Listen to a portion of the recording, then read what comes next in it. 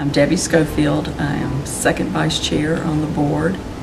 I've been involved with volunteering at the Glen since 2012. I'm Rita Davis. I've lived here 3 years next week. Hi, my name's Gay Williams, and along with my dog Tux, we work as volunteers for the Glen Canine Program. Take a moment and think about what changes in your life might occur that would take you from being an independent person, living in your own home or apartment, and might force you to change your living arrangements. To an animal lover like me, myself, being separated from their pet would be just devastating.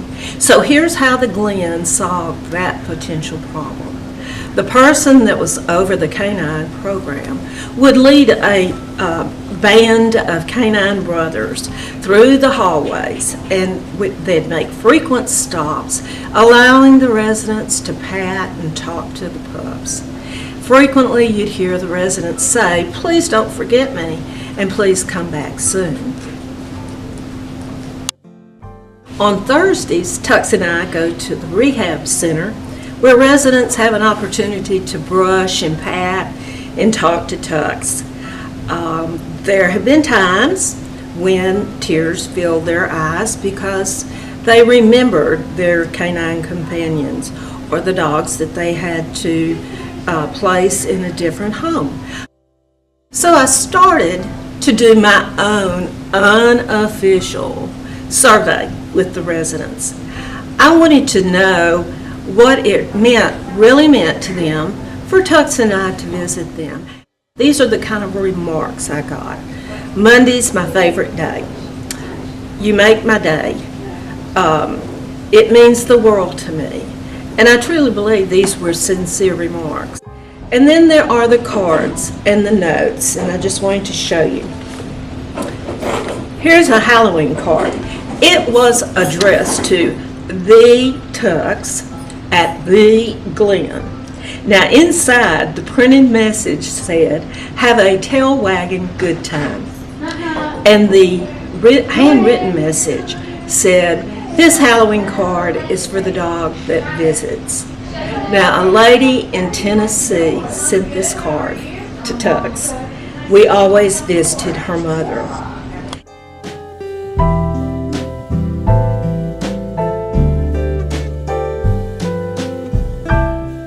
And the last one I want to share with you is a cartoon Tux and a cartoon table labeled rehab. And the handwritten note said, "You're the greatest."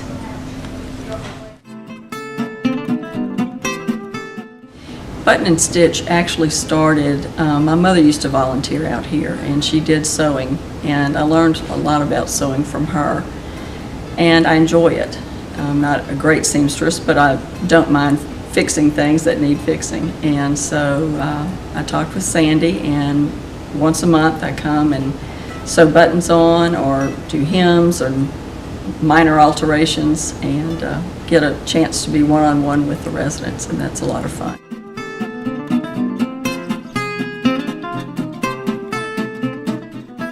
I realized that the elderly often have a hard time threading a needle or seeing well enough to thread the needle or to even do the alterations, or they don't have the wherewithal to have a machine or whatever. Sometimes I take the things home and sew them on my sewing machine, but often I'll just sew a button on while we visit across the table.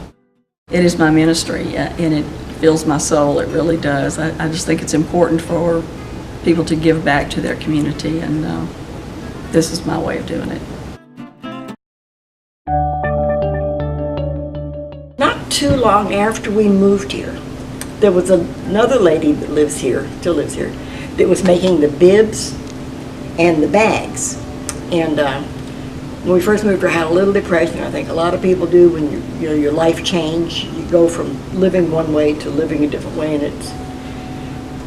So I went to the sewing room and found this lady that lives here that was making the bibs and the bags, and asked her if she needed any help doing it, could I have a pattern? So she had a pattern, gave me that.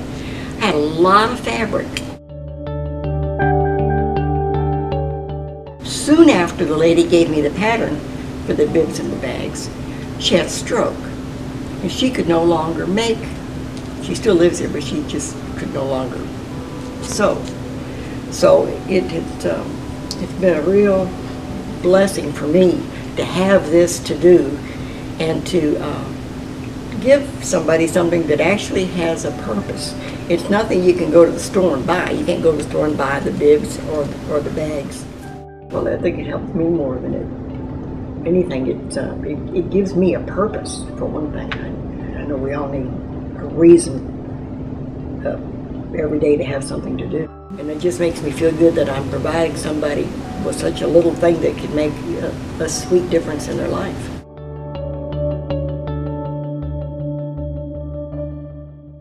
Oh gosh, how do I put it? Because I don't think anybody knows how good it makes you feel until you've done it. And also until you become a volunteer, or at least sat back and watched people volunteer, you don't realize what a benefit it is to the people that are getting the benefit of the volunteer. There's so many opportunities. Most of them are really simple. Don't wait to be asked. Ask if you have a particular niche that you'd like to fill.